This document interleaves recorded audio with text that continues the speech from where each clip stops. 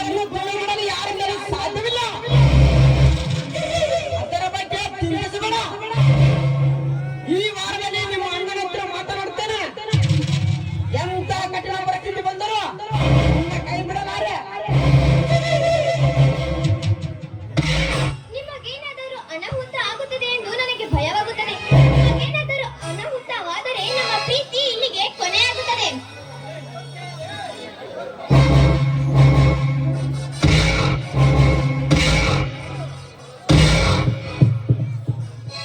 ಬಹಳ ಚೆನ್ನಾಗಿ ಮಾತನಾಡುತ್ತಿರುವ ಲಲಿತಾ.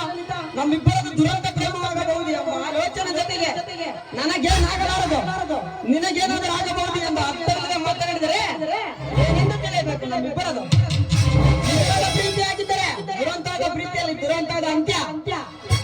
ಸರಿ ನೋಡೋಣ. ನೋಡಿ, ನೀವು ಕಾಗೆಯನ್ನು ಕೋಗಿಲೆ ಎಂದು ಅಂದುಕೊಂಡಿದ್ದೀರಾ.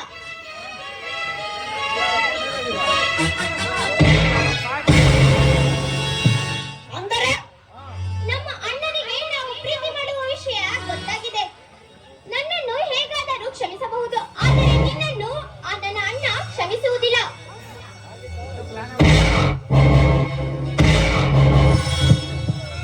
ಲಲಿತಾ, ನೀನು ನಿಮ್ಮ ಅಣ್ಣ ಇಂದಿನ ಕಂಪ್ಯೂಟರ್ ಯುಗದಲ್ಲಿ ಘನತೆ ಗೌರವ ಅಂತ ಆಲೋಚಿಸುತ್ತಿದ್ದರೆ, ವಿಜಯ ಪ್ರೀತಿ ಹೇಳ್ತಿದ್ದರೆ ಧೈರ್ಯವಾಗಿರು.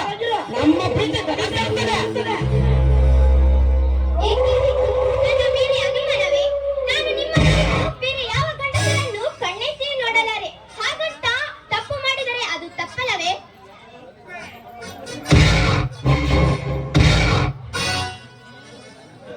ಲಲಿತಾ, ಒಂದು ಗಂಟೆಯನ್ನು ಮನಪೂರ್ವಕವಾಗಿ ಪ್ರೀತಿಸುತ್ತಿದ್ದರೆ ಯಾರ ಅಪ್ಪಣೆಯೂ ಕಾಯಬೇಕಿಲ್ಲ. ವಾತ್ಸಲ್ಯ ಮಮತೆ ಅಡ್ಡ ಬಂದರು ನಮ್ಮ ನಡೆ ಸಮಾಲೋಚಿತ ಆಗಿದ್ದರೆ ಯಾವುದಕ್ಕೂ ಜಗ್ಗಬೇಕಿಲ್ಲ. ನನಗೆ ಫಾರಿನ್ ಕಂಪನಿಯಲ್ಲಿ ಕೆಲಸ ಸಿಕ್ಕಿದೆ. ಮುಂದಿನ ವಾರ ಜಾಯ್ನ್ ಆಗಿ ಒಂದು ಸಲ ನಿಮ್ಮ ಅಣ್ಣನ ಹತ್ತಿರ ಮಾತನಾಡ್ತೇನೆ.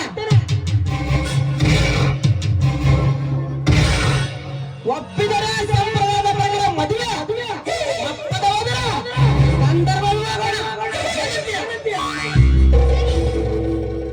ಸರಿ, ಆದಷ್ಟು ಬೇಗ ನನ್ನ ಅಣ್ಣನ ಹತ್ತಿರ ಮಾತನಾಡಿ ನನ್ನ ಮದುವೆಗೆ ಒಪ್ಪಿಸಿ.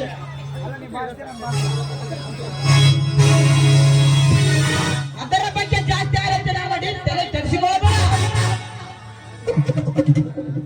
ಮತ್ತೆ ನಾನು ಹೊರಟಿದ್ದೇನೆ. ಕಳಿಕೆ ಕೊಡಲಾರೆಯಾ? ನೀವು ಬೇಡದೆ ಹೋದರೂ ನಾನು ಕೊಡುತ್ತೇನೆ. ಬಾ ನನ್ನ ರಾಜ.